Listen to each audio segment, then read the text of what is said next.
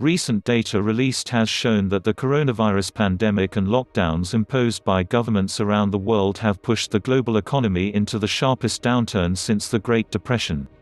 This has prompted IMF Managing Director Kristalina Georgieva to state, "This is a crisis like no other. Never in the history of the IMF have we witnessed the world economy coming to a standstill. We are now in recession. It is way worse than the global financial crisis of 2008. Unemployment is currently rising at the fastest rate in living memory, and there has never been such a concentrated business collapse, which is the reason why economists are calling this the start of the Great Depression 2.0. From the last 2 weeks of March, up to the first week of April, 17 million people in the United States have applied for unemployment benefits. That equates to 10% of the American workforce.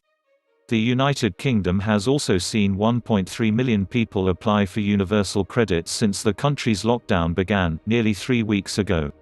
These numbers are set to rise further as companies collapse, entire industries cease trading, and workers are put on furlough schemes. Meanwhile, self-employed workers face an eligibility check and a delayed cap payment if accepted.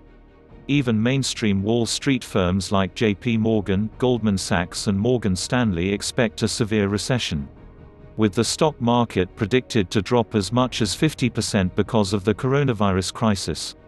The Great Depression, which started in 1929 and lasted 10 years, was the worst economic downturn in the history of the industrialized world.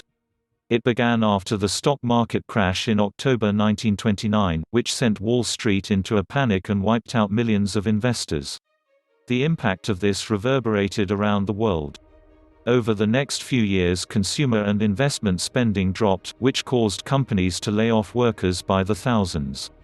By 1933, the Great Depression had reached its lowest point, with 25% of the American workforce, 15 million people, left unemployed and more than 5,000 banks closed. Fast forward to 2020, and it's the speed of the economic decline that has really shocked everyone. Because what took the financial crash of 2008 and the Great Depression nearly 3 years to play out, has taken the current COVID-19 crisis just 3 weeks.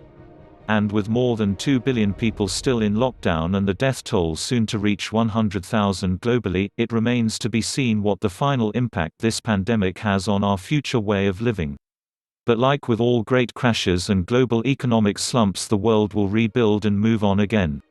The question is, whether it's a temporary slump or if this will have longer-term consequences. Please stay safe and sanitized wherever you are. Thanks for watching. And remember to subscribe to the channel and share this video if you got some value.